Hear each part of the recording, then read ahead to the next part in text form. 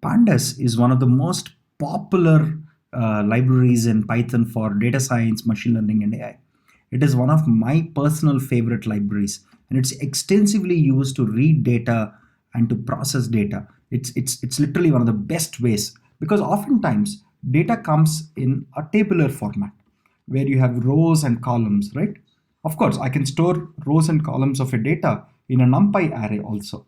But as we will see, pandas has a bunch of very useful functions which will help us wherever you have tabular data, wherever you have rows and columns.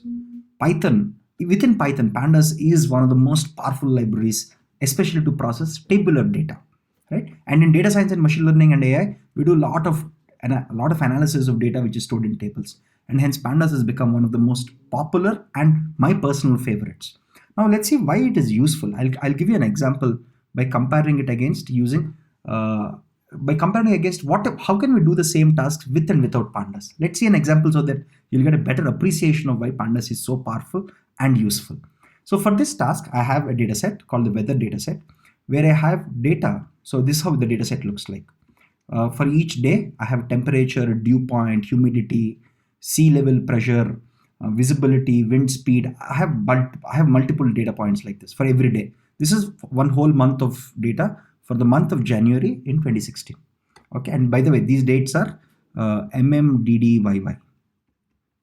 Okay, so those of you who follow the British system, which is DDMMYYYY, don't get confused. This is January 1st, January 2nd, so on and so forth. Right? So all of this data is in a CSV file. Now, to load a CSV file in pandas, it's literally extremely simple. Import pandas as PD and pd.readcsv. It reads a CSV file for you, and I call it DF because data frame. Because in pandas, data frame is the most important data structure. Just like in NumPy, your most important data structure is a multidimensional array. Similarly, in pandas, your most important data structure is called a data frame. Okay, a data frame is nothing but a table. Intuitively, a data frame is nothing but a table. Okay, we'll come to understand what data frames are and some basics of data frames in the next video. For now, let's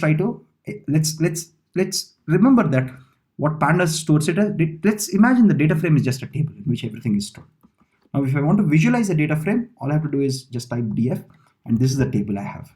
Of course, it has EST, which stands for Eastern Standard Time, right? I have temperature, dew point, sea level, visibility. Here I have events. If there is no event that day, it is just NaN, or it could be rain, or it could be fog snow, or it could be snow, right? There are different types of events, right? You have wind direction, you have cloud cover, you have precipitation, wind speed, all these features, which are weather variables, right? Now I've simply loaded the data from CSV in literally one line of code.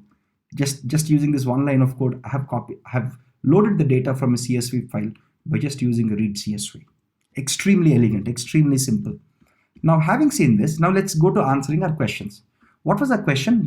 Our first question was, what is the maximum temperature in the month of January?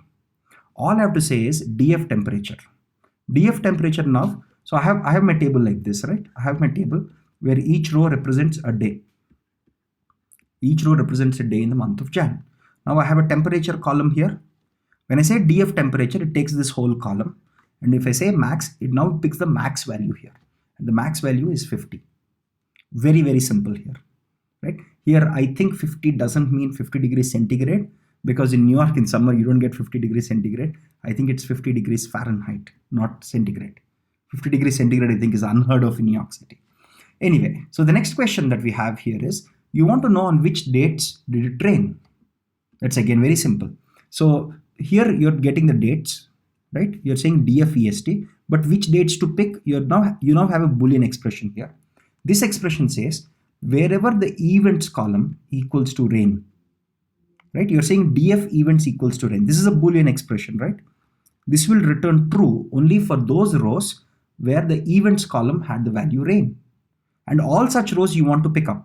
And this is how you literally get it in one line of code. Similarly, if you want the average wind speed, right? You just get the column which is wind speed miles per hour. You just say DF wind speed miles per hour dot mean. So this gets you the whole column. In your table, right? In your table, there will be a column called wind speed, right? Wind speed miles per hour. You just get that whole column and you say mean, which means the average. So you literally answered the three questions you had in literally 4 lines of code. You loaded the data in 1 line, and for each of these questions, to answer these questions, you just literally needed to write 1 line of code. And for those of you who have not installed pandas, it's very, very simple. You just go to your command line. I'm hoping that you already have pip3 installed. You just say pip3 install pandas, right? It will simply install pandas for you. Pip3 basically stands for Python installer for Python version 3. Okay, so if you have only Python 3, you could just say pip install pandas. If you have not installed it, I hope you have already installed it. In case you have not installed it, please use this. Now comes the fun part, because we have gotten answers for all of these questions in literally 4 lines of code. What would happen if you did not have pandas? Imagine if you did not have pandas, you would have to write a file.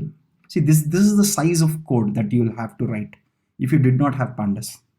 It's actually a lot of code. Okay, because computing average wind speed, again, you have to do a for loop, all of that, getting average rain, you have to go through each, getting the days of rain, similarly getting maximum temperature. Actually, loading the data itself will take you a lot of lines of code, right? Because you'll have to now understand what is a CSV, how to read a CSV, how to parse a CSV, all that. So what we have here is almost like 30-40 lines of code, which using pandas, I've solved the same problem in literally 4 lines of code.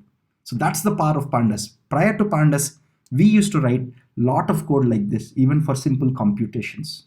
Pandas made our life extremely simple. From 40 lines of code, 40 plus lines of code, we have gone to 4 lines of code using pandas. That's the power of pandas, especially for data science, where you have to load data and process data in multiple ways. We'll see in the next video about data frames.